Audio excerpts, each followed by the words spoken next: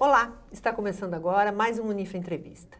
E o debate de hoje traz a questão da decisão do STF, do dia 12 agora de abril, sobre a interrupção da gravidez dos bebês anencéfalos. Muitos argumentos foram levantados nessa questão, argumentos sociais, argumentos religiosos, políticos, enfim, jurídicos e médicos. O Unifra Entrevista traz hoje para o debate as questões jurídicas e médicas. E para a nossa discussão, convidamos o professor Sérgio Blatz, professor do curso de Direito da Unifra, e o doutor Paulo Afonso Beltrame, obstetra e ginecologista, para debater com a gente sobre essa questão que nós vamos agora levantar, enfim, essa polêmica que está se discutindo no momento, desde o dia 12 de abril, né? E eu vou começar com o professor Sérgio Blatz, né? Depois a gente vai colocar, o doutor Paulo Afonso, uma imagem, antes da gente começar a discutir a parte médica, né? Que mostra exatamente algumas imagens do cérebro, né? Como é esse cérebro do anencéfalo, para deixar claro que existem muitas dúvidas com relação a essa questão. Professor Sérgio Blatz, o que motivou esse julgamento foi uma ação, né, da Confederação Nacional dos Trabalhadores da Saúde, da CNTS, né? A Constituição já prevê a interrupção, o caso de aborto, no caso de estupro, e quando a mãe corre risco de vida. O que se coloca muito hoje na mídia, se debate muito, é que essa questão do STF não foi embasada, não quer dizer que seja um aborto. Eles colocam isso como uma interrupção de gravidez. Por que isso, doutor Sérgio? Bem, primeiro, isto é um eufemismo. Né? Porque a interrupção da gravidez feita artificialmente, no direito chama-se aborto. É que o aborto, dito como tal, ele parece alguma coisa criminosa ou alguma coisa mais violenta. Então se optou por esse eufemismo. Para mim é eufemismo. É aborto. Né? É um aborto autorizado judicialmente. Qual é o fundamento da questão da permissão do aborto para uma criança gerada ou para um feto anencéfalo? Porque nós temos que examinar, primeiramente, a questão do aborto hoje no país, ela é tratada como um tabu. Quando, na verdade, nós sabemos que o número de abortamentos feitos diariamente no país alcança números astronômicos.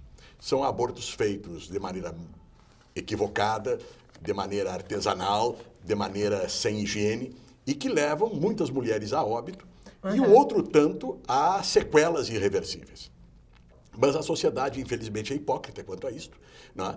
E, embora seja um crime, é um crime que deve ir a júri, porque é um crime que está elencado dentre aqueles que são contra a vida, não se tem notícia de processos de júri de aborteiros ou de mulheres que se deixaram submeter a aborto. É ínfimo esse percentual.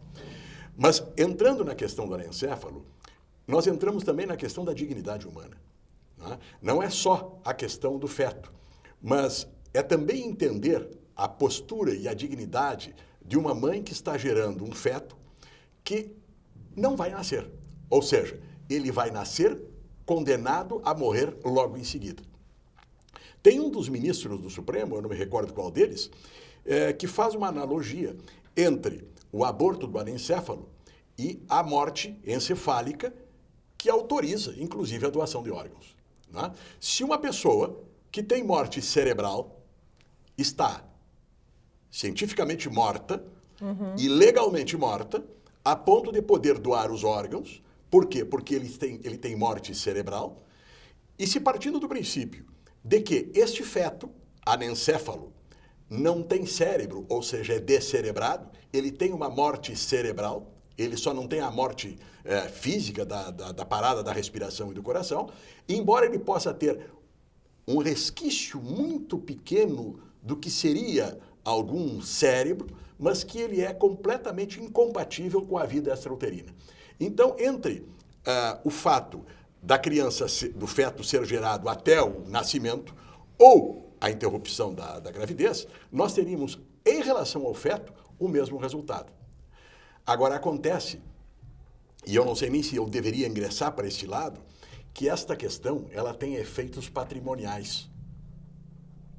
Porque a criança, ou melhor, o feto, ao nascer, ele passa a ser titular de direitos. E enquanto ele é feto, ele não é titular de direito. Ele tem todas as garantias do ser vivo, mas ele não é titular de direito. O feto não herda. Mas no momento que ele nascer e ficar por um segundo vivo, ele herda. Ele recebe herança. Então, para fazer um exemplo rápido assim...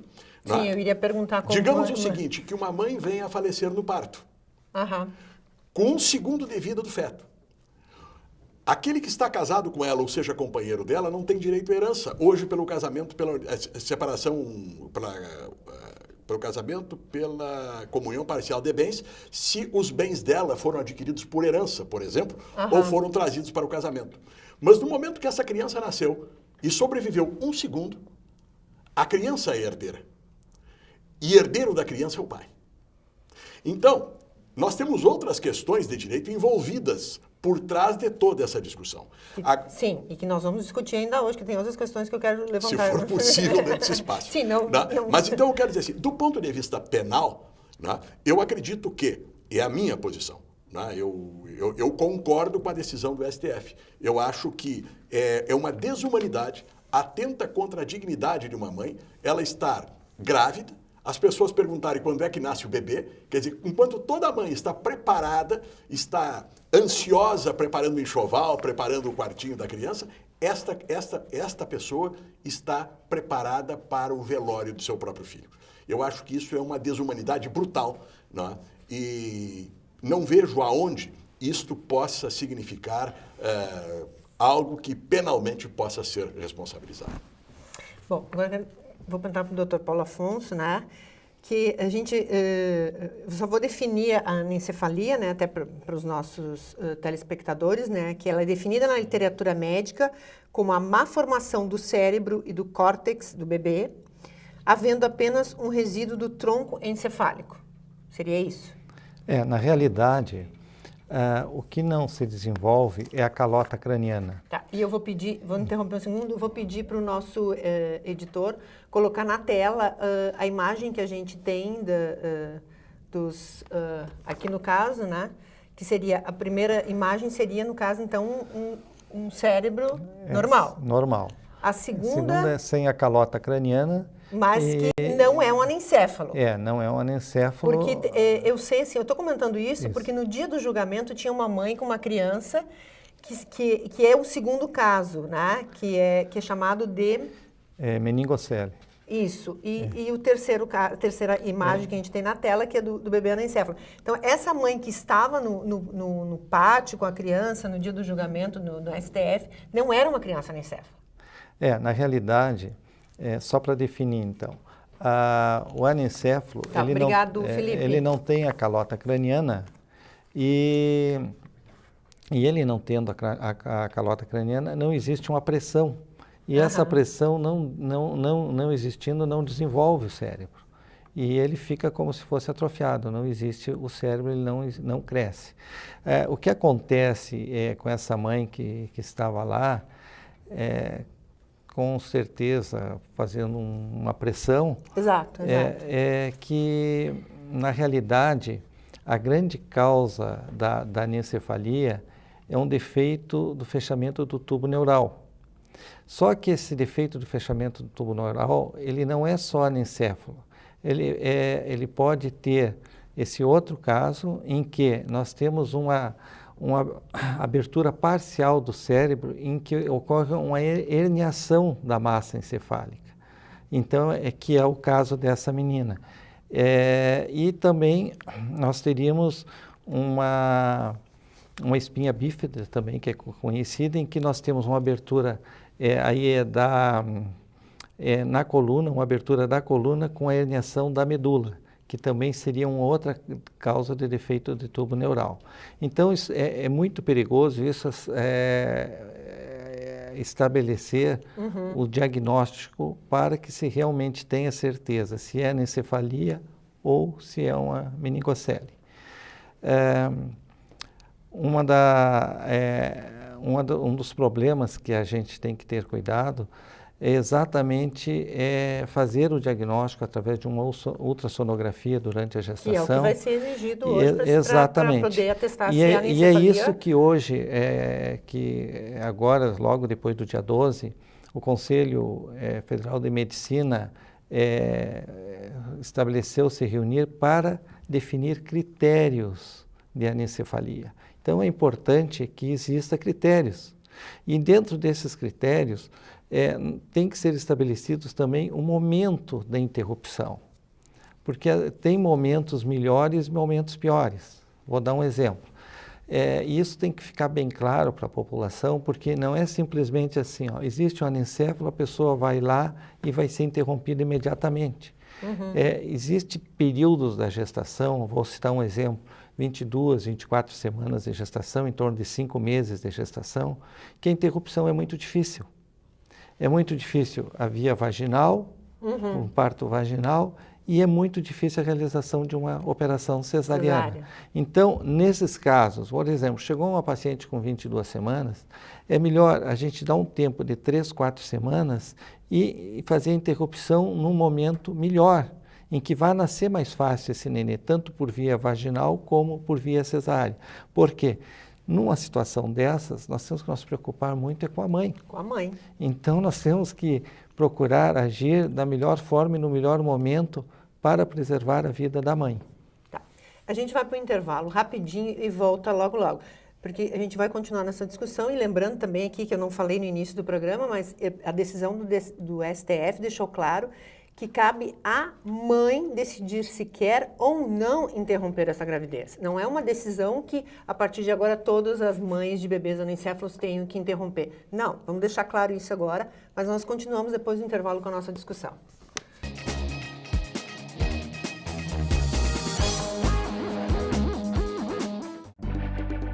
Santa Maria, cidade acolhedora, coração do Rio Grande.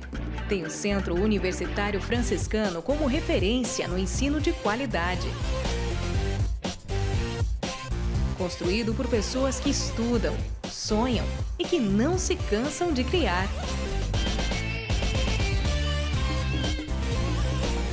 Unifra, um centro universitário por excelência.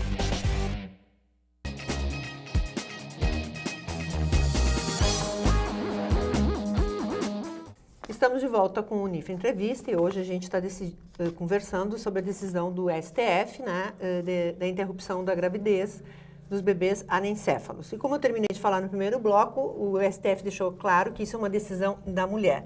Dr. Paulo Afonso, pesquisando sobre o assunto, eu fiquei surpresa, né, porque a Organização Mundial de Saúde, né, apresenta dados, né, bem significativos que o Brasil é o 4º país com o maior número de casos de anencefalia do mundo, que eles colocam com um caso para cada 700 nascimentos por ano. Hoje em dia a gente estaria mais ou menos... Na realidade seria mais ou menos isso, que nos últimos 5, 6 anos, os dados que existem é que nasce mais ou menos em torno de 500 a 600 anencéfalos por ano. E desses anencéfalos, a gente não existe os dados para saber quais têm um embasamento jurídico, a permissão jurídica. Nasce com permissão jurídica por ano em torno, por abortamentos com permissão, em torno de 1.700 por ano, mas aí entra outras causas também, e não se tem estabelecido de quantas seriam anencéfalos desses. Mas a média, nos últimos 5 anos, gira em torno de 500 a 600. É um número bastante considerável, bastante significativo. Bem significativo. Agora, um dado interessante que eu acho que tem que ser registrado é de que a decisão do STF, ela só veio na esteira de decisões que já vinham sendo tomadas. Sim. Né? Quer dizer, o judiciário já vinha autorizando esse tipo de abortamento há questão de 3 ou 4 anos aí, vinha autorizando isso. Aqui no estado mesmo, o Rio Grande do Sul foi um dos pioneiros nessa autorização. A única diferença agora é de que, com a decisão do Supremo, cada juiz já tem balizada aquela posição que tem, como se diz, ela tem uma regulamentação geral. Ela regulamenta geralmente essa questão. Né? Mas, porque não só a do anencéfalo é que esta está na ponta da discussão, mas provavelmente outras malformações, que eu nem sei quais são, começarão a também fazer força para entrar nessa esteira. E o grande perigo disto é nós irmos para a eugenia, que é tentar abortar aquelas crianças que são mal formadas por qualquer questão. Então, essa que é uma questão muito interessante que precisa ser deixada muito clara para que não haja problema. Com certeza. Doutor Sérgio, quando saiu a decisão do STF, algumas questões foram levantadas, né? Aqui eu vou levantar algumas questões no caso da mãe que não quer interromper, né, essa gravidez. O senhor colocou uma questão até que eu não sou da área jurídica, eu sou jornalista, né, a questão da herança, né, que vai gerar uma questão jurídica, né, exato. A questão é a seguinte, perguntas que algumas pessoas se colocam, né, se essa criança nasce e vive meia hora, ela vai ter a certidão de nascimento e a certidão de óbito? Sim, certidão de nascimento e de óbito. Ah, ok. Então ela tem as duas certidões. Nasceu com vida, se durou 1 segundo... Tem a certidão de nascimento. Nascimento e tem a de óbito. Sérgio, tu fizesse uma colocação ali bastante interessante em relação à doação de órgãos. Faz 1 ano que não é permitido a doação de órgãos de anencéfalo. Eu ia perguntar exatamente isso agora. Não, mas o que eu falei da doação de órgãos é para fazer a comparação eu entre... te entendo. Não, porque eles estavam fazendo... Poderia ser feito. E isso aí é muito perigoso. Perigosíssimo. É muito perigoso. Então, hoje, o anencéfalo não pode Há 1 ano. Faz de 1 ano para cá. Era exatamente essa pergunta que eu ia fazer para o senhor, doutor Paulo Afonso. Se, no caso, nasceu o bebê, né, se poderia se fazer essa doação de órgãos, né, no caso? Não pode. Não pode. De 1 ano para cá, existe uma lei que não permite. Então, no caso daquela mãe que, de repente, quisesse, né, mesmo até para fazer uma doação, enfim... É bom deixar claro que esse bebê, esse bebê não pode fazer doação nenhuma. Não. E por que se criou essa determinação, enfim, essa... Exatamente porque era perigoso, entende? O desenvolvimento dessa gestação com essa finalidade. Existe uma lei, tu sabe mais do que eu da lei, 9.434, que fala de quando se considera a morte, que é quando não se tem a resposta encefálica, né, dos reflexos. E então essa criança, ela nasce e ela tem os reflexos, entende? Ela tem o tronco, que ela nasce com o tronco, ele permite esses reflexos. Então, uma pergunta que eu vou lhe fazer agora, que é uma dúvida que todos, todos é uma coisa de jornalista, né? Jornalista agora todo, muitas pessoas se perguntam, essa criança só se mantém viva porque ela está ligada com a mãe, no caso? Porque no momento que é cortado o cordão umbilical, não? Ela, assim, existe dados da literatura que estabelecem que 50% das gestações dos anencéfalos, o feto morre intraútero. 25%... Sim, eu até li uma matéria que era 65% dos casos. 25% morre nas primeiras 24 horas. E os outros 25%, claro, tudo é em torno, por isso que tu viste, sim, claro. Existe uma variação dessas percentagens. E os outros 25% duram 1 semana. Então, eles têm condições de durar mais tempo, mas é em torno de, no máximo, 1 semana. Então, quer dizer, não é só porque ele está ligado com a mãe. Não. Em alguns casos, chegam a sobreviver. Mas, Paulo Afonso, uma outra questão que eu queria levantar. Em Santa Maria, hoje, o SUS tem como fazer esses partos? Está preparado para isso? Essa tua pergunta é bastante interessante. Existe, em média, 4 a 5, vamos dizer, no hospital universitário, que é onde eu trabalho e eu chefio a obstetrícia lá. No hospital universitário, nós temos a média de 4 a 5 anencéfalos por ano.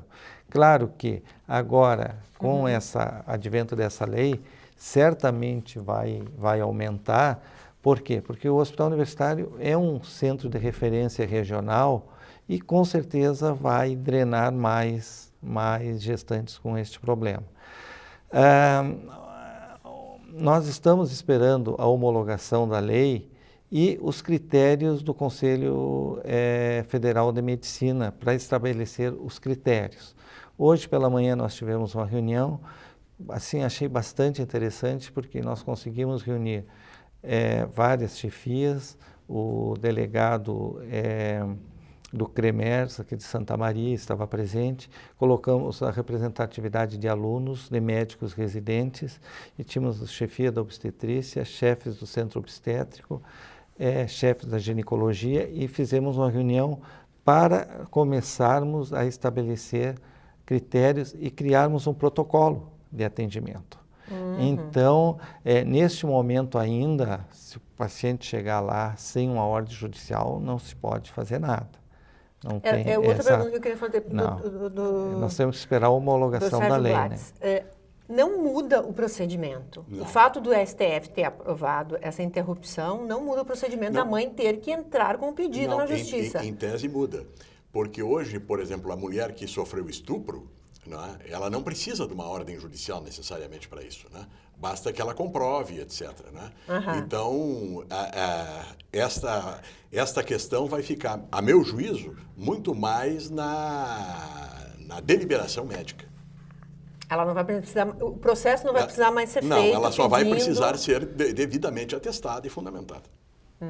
Então, a área médica que vai ser responsável por verificar, enfim, verificar seria com a área médica mesmo, enfim, porque teria que ter uns exames. Por isso a importância de se ter um protocolo de condutas baseado no Conselho Federal de Medicina.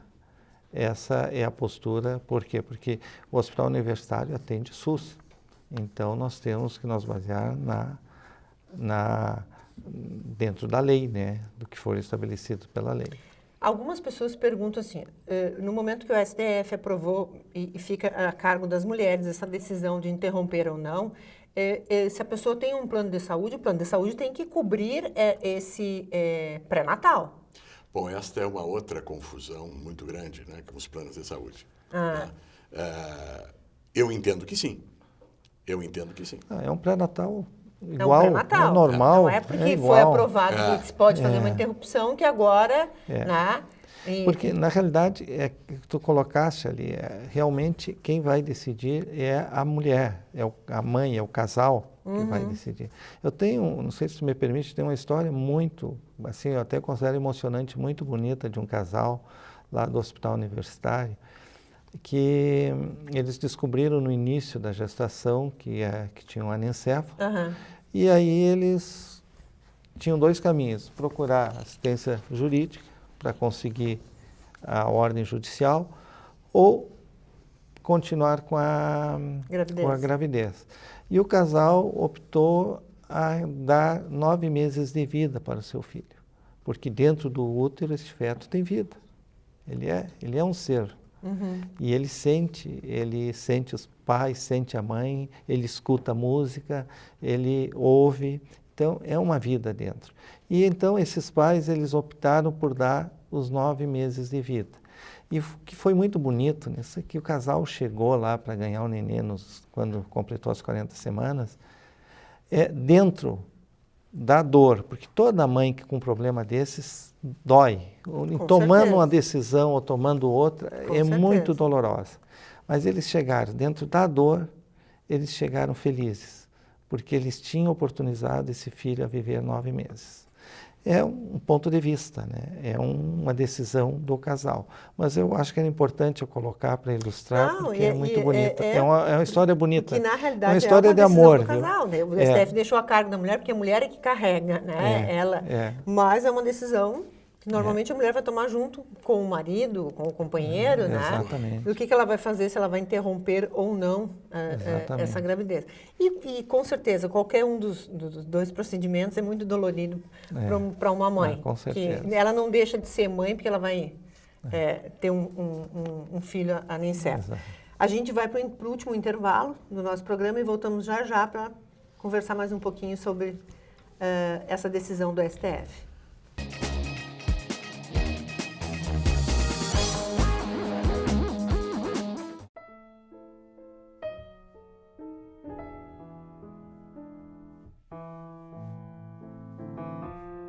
A ONG Royale está mudando a vida de muitas meninas carentes através do balé. Conheça esse projeto.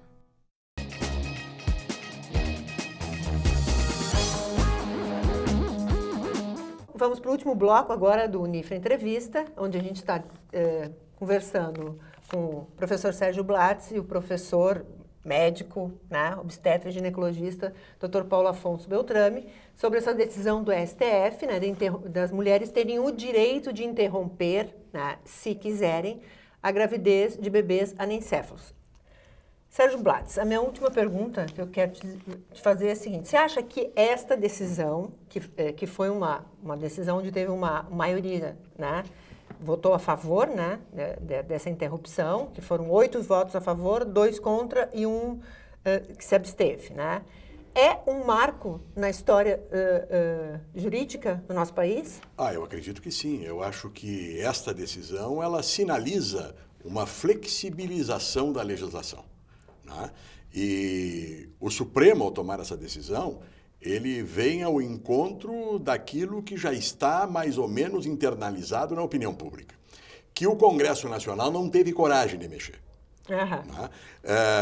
E na minha ótica, essa é uma questão que ela está muito ligada à moral e ela não obriga ninguém a fazer isso, ela permite. Né? E tem tantas coisas que são permitidas e que nós não fazemos porque os nossos princípios não mandam que faça. Ou a religião. Ou a religião, né? Mas eu acredito o seguinte, que assim como o divórcio veio de uma forma muito gradual, naquela luta do Nelson Carneiro, quem se lembra daquele tempo, que ele exigia que o camarada ficasse 2 anos separado para depois poder se divorciar, etc, etc. Quer dizer, nós estamos entrando numa época de flexibilização. Eu acredito que nesta esteira do anencéfalo, provavelmente, logo, o Paulo Afonso até pode nos dizer quais são os outros tipos de malformação que podem ser assemelhadas, né? Essas começarão a cair na justiça, vai começar a aumentar o número, e eu acho que talvez não seja para a curto prazo, 10, 20 anos, mas é o início de uma inflexão, sem dúvida. Doutor Paulo Afonso, para a medicina, né? Essa decisão, ela facilita para as mulheres, né, que querem interromper, enfim, todo esse processo, essa burocracia que existia antes, né, essa caminhada da mãe, que já não queria essa gravidez, tinha que sofrer, enfim, aguardando uma decisão. Essa parte jurídica está resolvida. Para a parte médica, no caso, né? Hoje vai se poder trabalhar de alguma maneira diferente em relação a esses casos? O que essa decisão do STF contribui para a área médica hoje? Na realidade, ela, da mesma maneira que ela dá para os juízes um respaldo, ela dá também para os médicos que concordarem em fazer, porque o médico não é obrigado a fazer. Ele vai fazer se a parte moral dele, religiosa e os princípios o permitirem, entende? Mas é uma decisão pessoal de cada um.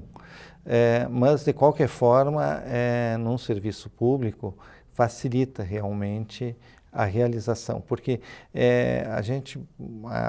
eu vou usar o exemplo do hospital universitário, que é do nosso aqui, junto de nós.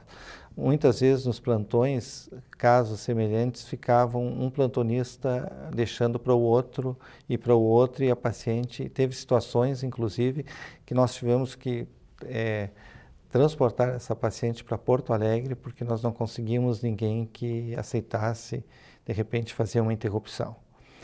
Eu tenho uma coisa que eu gostaria de falar que eu acho que é muito importante. Eu acho que eu não gostaria de sair esta noite aqui sem fazer essa colocação, que é a maneira de se prevenir a anencefalia. Isso é muito importante. Isso é muito Eu importante, acho que isso com é certeza. fundamental.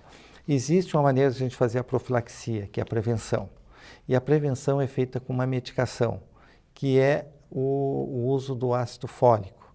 O ácido fólico, ele chega a prevenir até 70% da anencefalia, das malformações.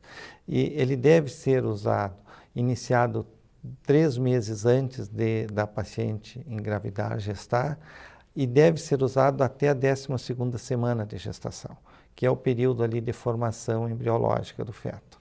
Então, eu acho que isso é muito importante, que todas as mulheres tenham consciência e procurem o seu médico, Isso é muito peçam Com ou certeza. procurem serviços, todos os serviços, tanto do SUS como municipais, todos estão preparados, todos sabem da importância do ácido fólico e da prescrição dessa medicação. Então, eu não poderia essa noite sair daqui sem conscientizar e pedir que cuidem, porque o melhor tratamento é evitar o problema. Com certeza. E a gente tem na mão, graças a Deus, essa medicação. E a mulher, por exemplo, a gestante, ela que não fez o uso do ácido fólico, né? Sim. Ela, com quanto tempo ela sabe que essa criança, hoje com todos os recursos que se tem de ultrassom, até em 3D tem ultrassom hoje em dia, em quanto tempo de gestação ela sabe se o filho tem algum problema de anencefalia? No primeiro trimestre já tem condições de saber. Porque o primeiro que se identifica a parte cerebral, é o sistema nervoso central. Então, no primeiro trimestre, ali por 10 semanas, já tem condições. De 8 a 10 semanas já consegue identificar. Hoje, o ultrassom realmente é um advento, é um exame importantíssimo para se mostrar o diagnóstico e nós mostrar a conduta, né? Com certeza. Eu queria agradecer a presença do professor Sérgio Blatz, Disponha sempre. do Dr. Paulo Afonso Beltrame, por esclarecerem algumas dúvidas, enfim, que o telespectador tem, que a gente sabe que todo mundo tem. Todas as dúvidas não é num programa que a gente vai conseguir esclarecer, mas eu acho que muito importante, o doutor Sérgio fez algumas colocações da área jurídica que vão ser levantadas e vai se debater daqui para frente, enfim. E o doutor Paulo Afonso, que já colocou até uma maneira de se prevenir, que é o mais importante, né? Porque a gente está discutindo o problema, mas se há uma maneira de se prevenir, que, por favor, quem está assistindo o programa, que está pensando, enfim, em ter o sonho de ter um filho, procure o seu ginecologista, enfim, se informe como deve proceder. E nós ficamos por aqui, até o próximo programa. O próximo programa vai ser apresentado pela professora Maria Ângela Reck. Boa noite para vocês.